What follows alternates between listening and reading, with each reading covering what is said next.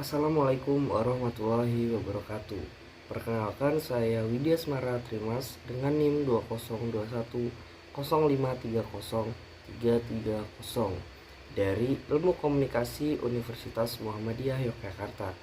Dalam mata kuliah pengantar kajian media ini, di sini saya akan sedikit menjelaskan fenomena sosial yang berkaitan dengan teori hegemoni.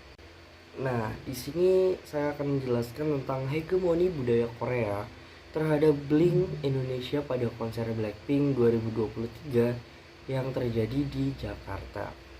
Nah, Blackpink sendiri adalah grup vokal wanita yang dibawahi oleh YG Entertainment. Nah, Blackpink juga memiliki 4 member. Di antaranya ada Kim Jennie, Kim Jisoo, Lalisa Manoban, dan Rosianne Park. Nah, Blackpink juga adalah salah satu grup wanita yang telah memuncaki Emerging Artist Billboard. Blackpink debut pertama kalinya pada tahun 2016 dengan promosi yang dimulai sejak bulan Agustus 2016.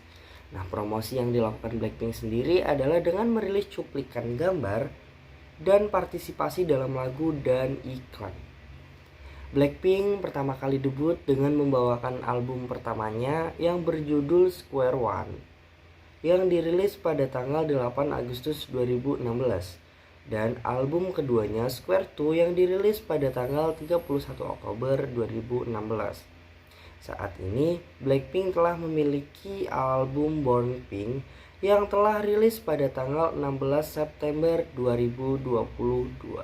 Dengan rilisnya album Born Pink membuat Blackpink menggelar konser di berbagai negara yang ada di dunia seperti di Jerman, di Amerika Serikat, di Perancis, dan Asia sendiri, contohnya seperti di Indonesia yang sudah terjadi pada tanggal 11 sampai 12 Maret 2023 di Gelora Bung Karno, Jakarta.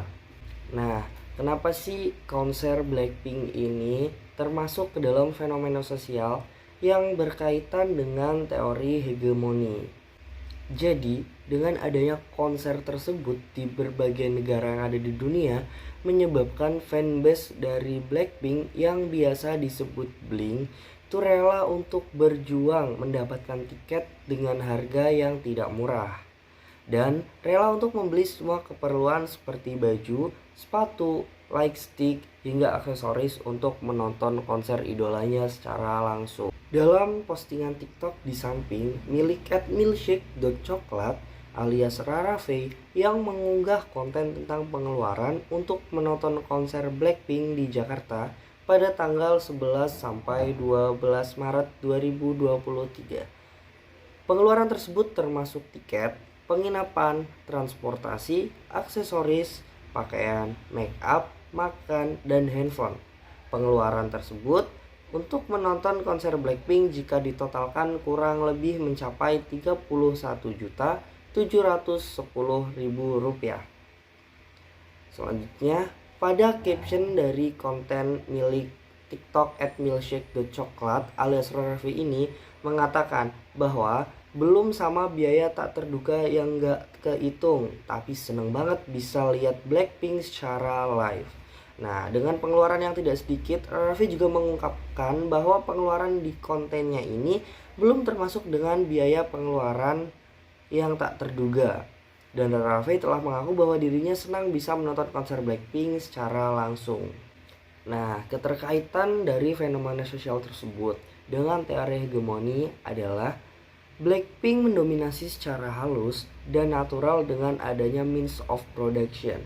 Blackpink memproduksi album Born Pink dan menggelar di berbagai negara dan mempromosikan konsernya dengan mengunggah pada media. Dominasi ini perlu kesadaran untuk membongkarnya. Nah, tetapi pada fenomena yang tadi di konten TikTok Rara Faye itu terlihat bahwa fans Blackpink sudah sangat terdominasi yang membuat dirinya tidak sadar telah terdominasi atau terhegemoni yang menyebabkan fans Blackpink rela melakukan apapun untuk menonton konsernya, seperti contoh tadi konten dari Roreve yang sudah menghabiskan Rp31.710.000 untuk menonton konser Blackpink secara langsung. Nah, kenapa seperti itu? Karena teori hegemoni sendiri adalah kemenangan kelas yang berkuasa dan mendominasi. Menurut Antonio Gramsci, dominasi ini dicapai bukan melalui pemanfaatan kekuasaan, tetapi dengan adanya konsensus. Konsensus ini tercipta secara halus dan natural karena media menciptakan konsensus yang menguntungkan kapitalisme. Dengan adanya konsensus tersebut yang diterima oleh kaum terdominasi, maka kaum terdominasi membiarkan dirinya didominasi seperti fenomena sosial fans Blackpink atau Blink yang didominasi. Nah, jadi kesimpulannya, mengapa fenomena sosial tersebut berkaitan dengan teori hegemoni adalah Blackpink termasuk kelas yang mendominasi karena adanya means of production dengan membuat album dan menggelar konser yang disebarkan melalui media yang menyebabkan konsensus. Nah, sedangkan fans dari Blackpink sendiri yang biasa disebut Blink termasuk kelas yang terdominasi karena telah menerima konsensus yang terjadi secara halus dan natural sehingga membuat fans Blackpink tidak sadar telah terdominasi.